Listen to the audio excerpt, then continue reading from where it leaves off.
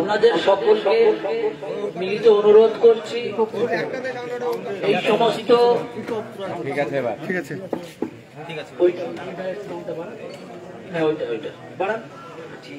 আপনারা এই সমস্ত চক্রান্ত, এটা চক্রান্ত ছাড়া অন্য কিছু নয়। নিশ্চয়ই দেখেছেন সাহাবাদের জামানায় সব থেকে বেশি সাহাবা শহীদ হয়েছিল এই চক্রান্ত ফাঁদে পা দিয়ে। যে সমস্ত যুদ্ধগুলো হয়েছিল সাহাবাদের জীবনে, মুনাফিকরা নিজেরাই কি করেছিল, ঘুমন্ত অবস্থায় উঠে নিজেরা প্ল্যানিং করে মান লাগিয়ে দিয়েছে। এবার সাহাবারা মনে করলো আরে তাহলে তো যুদ্ধ লেগে গেছে। ওই আতঙ্কে যেভাবে লড়াই হয়েছে সব থেকে বেশি শহীদ। সেই জন্য আপনাদেরকে বলবো বিরাট বড় একটা পরিকল্পিত ভাবে চক্রান্ত আমাদের রমজানকে ভেস্তে দেওয়ার জন্য, ঈদকে সর্বনাশ করার জন্য। আমরা সুখে শান্তিতে পশ্চিমবাংলায় বাস করছি, এর থেকে সুখে শান্তি কোনো অন্য রাজ্যতে নাই, অন্য মুসলিম ডিস্ট্রিক্টেও দেশেও নাই। আমরা যে শান্তিতে আছি সেই শান্তিটা আমাদেরকে বসবাস করতে দেবে না শান্তিতে। এটা চক্রান্ত করে আমাদেরকে উত্তেজিত করছে, আমরা উত্তেজিত হয়ে আগুনে পা দেব, পা আমাদেরই পড়বে। সেই জন্য আমাদের বুদ্ধিতে, আইনের কলমের খোঁচাতে আমাদেরকে লড়াই করতে হবে। সেই জন্য বলবো আইসি সাহেব খুব সুন্দরভাবে আমাদের সঙ্গে উনি পরিস্থিতির উপরে এ করে যেভাবে আমাদের পাশে থাকছেন এবং পরিস্থিতিটাকে পর্যবেক্ষণ করে তার ব্যাপারে কড়া পদক্ষেপ নিচ্ছেন। এর আগে আমরা দেখেছি ঝাউবনার ওদিকে যে ঘটনা। সেই জন্য আপনাদেরকে বলবো একটু ধৈর্যের পরিচয় দেন, ধৈর্যের পরিচয় দেন। আইসি সাহেবও যেন বুঝে যেতে পারে যে মুসলমানদের সত্যি ধৈর্য আছে, সবর আছে। এই আজকের এই রহমতের মাস, এই মাসে উত্তেজিত হয়েন না। কি বলছে একটু মনোযোগ করে শোনেন। পেছনটাও ঘুরে দিতে হবে।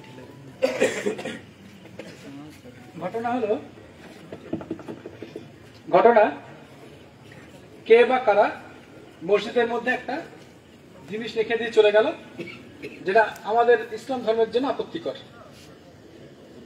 তো যে রেখেছে বা যারা রেখেছে তারা পরিষ্কার যে এটা রাখলে পরে মুসলিমদের মানুষজন প্রচন্ড উত্তেজিত হয়ে যাবে, মাথা গরম হয়ে যাবে। এটা খুব পরিষ্কার তার পক্ষে, কারণ সে তো অন্তত পক্ষে ওইটা নিয়ে গিয়ে তার পুজো হবে না ওখানে। তার একটাই উদ্দেশ্য যে ওই মসজিদের মধ্যে রাখবো, তাতে যারা মুসলিম আছে তারা প্রচন্ড উত্তেজিত হয়ে যাবে। উত্তেজিত হয়ে গেলে কি হবে? 100টা যদি ছেলে উত্তেজিত হয়ে যায় তার মধ্যে 2টো ছেলে ভুল করবে। কি ভুল করবে? ভুল বলে কি করতে পারে আপনারা নিজেরা বুঝতে পারেন কি কি ভুল হতে পারে। আমি এখানে যেহেতু অনেক ক্যামেরা হচ্ছে, সব কথা একেবারে হুবহু বলা যায় না, কিন্তু বুঝে নিতে হবে কিছু কথা। কি ভুল করবে? যখন সে ভুলটা করবে তাহলে যে লোকটা প্রথম ওইখানে রাখতে গেছিল যে জিনিসটা, তার প্রধান উদ্দেশ্যটা কি ছিল? তার প্রধান উদ্দেশ্যটা ছিল ওরা ভুল করুক, করে ঝামেলা তৈরি হোক, ঝামেলা হওয়ার পর আপনারা ব্লেম হন। ব্লেম মানে হচ্ছে আপনারা আপনাদেরকে গোটা দুনিয়াতে খারাপ দৃষ্টিতে দেখুক, আরো ইত্যাদি ইত্যাদি অনেক রকম সমস্যার মধ্যে পড়বে। তাহলে যদি আমরা ভুল করি, এর উত্তেজনা যদি সাড়া দিই, মনে মনে উত্তেজনা হোক, এটা মুসলিম হলেই তো মনে মনে উত্তেজিত হবে।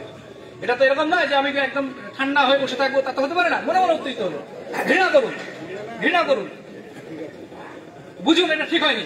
কিন্তু যদি সেই বহিঃপ্রকাশটা যদি খুব খারাপের দিকে যায়, তাহলে আসলে সফলতা পেল কে?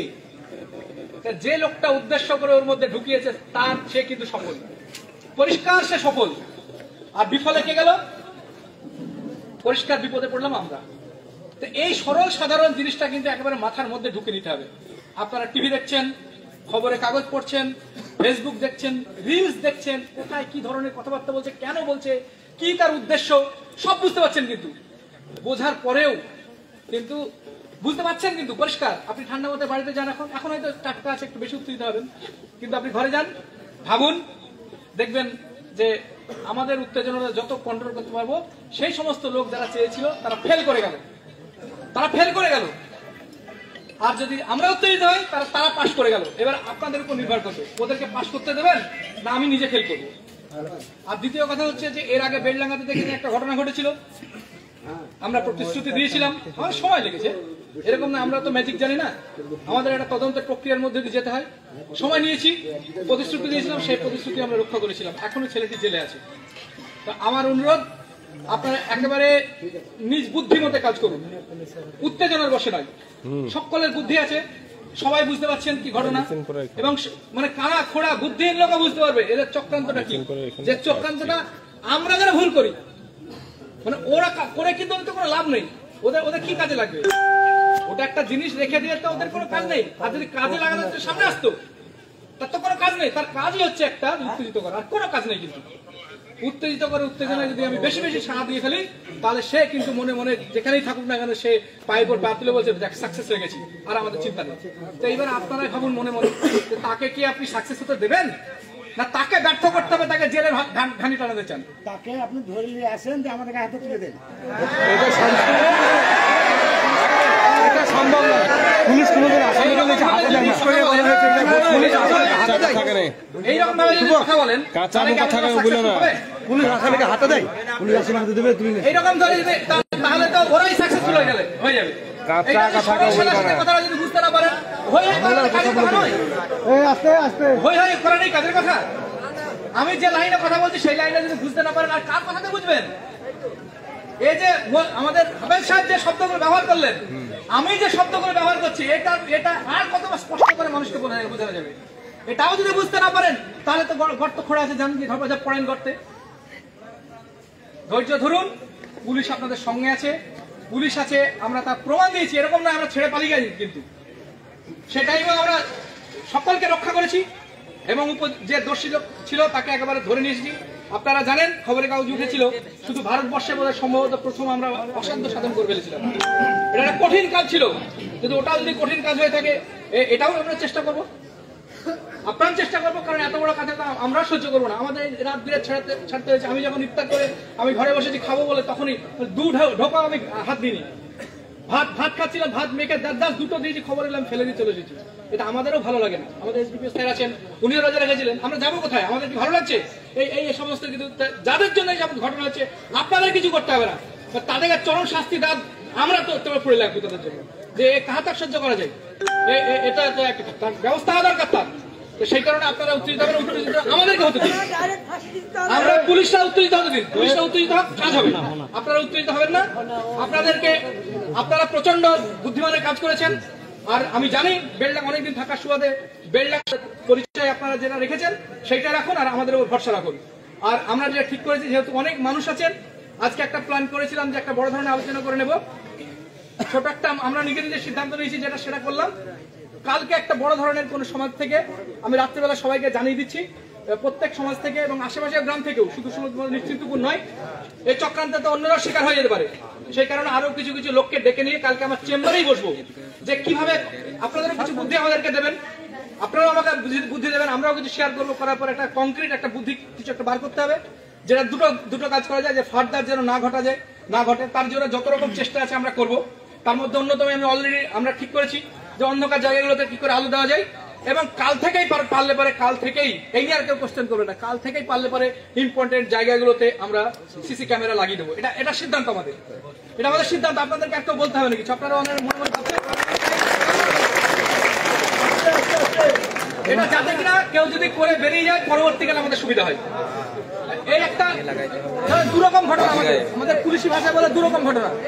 আস্তে ভাই, আস্তে আস্তে আপনারা ঘটনা দিয়ে করেছেন, আস্তে আমাদের কথা বলতে দিন। দেখুন, আপনার মনের কথা নাই আমি বলছি, আপনাদের বিপক্ষে বলছি না, আপনার মনের কথা না আমি বলে দিচ্ছি। প্রথম কথা হচ্ছে, দুটো ঘটনা আমাদের পুলিশি ভাষায় বলে, অপরাধ ক্ষেত্রে পুলিশ দুটো জিনিস দেখে। একটা হচ্ছে পুলিশ চেষ্টা করে অপরাধ যেন না ঘটে তার জন্য ব্যবস্থা নেওয়া, আর 2 নম্বর হচ্ছে অপরাধ যদি ঘটে যায় তাহলে যে ঘটিয়েছে তাকে আইনের মধ্যে এনে তার ব্যবস্থা নেওয়া। এই দুটো কাজই আমরা করবো। প্রথম কথা হচ্ছে কি আর যেন না ঘটে তার জন্য পুলিশ যেখানে যেখানে দরকার সেখানে কালকে আলোচনা করে নিয়ে যাদের বিশিষ্ট লোকেরা বলবে যেখানে পুলিশ দিন ওখানে থাকলে সুবিধা হবে, সেই সমস্ত জায়গাতে আমরা পুলিশ রিপোর্ট করবো। অন্তত পক্ষে ঈদ পর্যন্ত তো বটেই। নাম্বার 2, আর যেন না ঘটে, বা ঘটলে কোন রাস্তা দিয়ে বেরোলো, কে বেরোলো, কোন দিক দিয়ে বেরোলো, তার জন্য আমরা পরিষ্কার দেখতে পাই, তার জন্য ভালো কোয়ালিটি সিসি ক্যামেরা লাগানোর বন্দোবস্ত আমরা করবো। এই দুটো কালকে আলোচনার আগেই আপনাদের ঘোষণা দিলাম আজকে।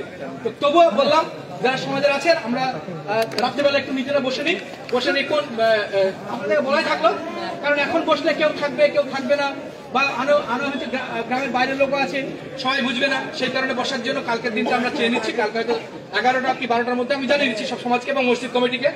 সর্দার, মসজিদ কমিটি, আবার গ্রামের বিশিষ্ট ব্যক্তি একটু বুঝুন।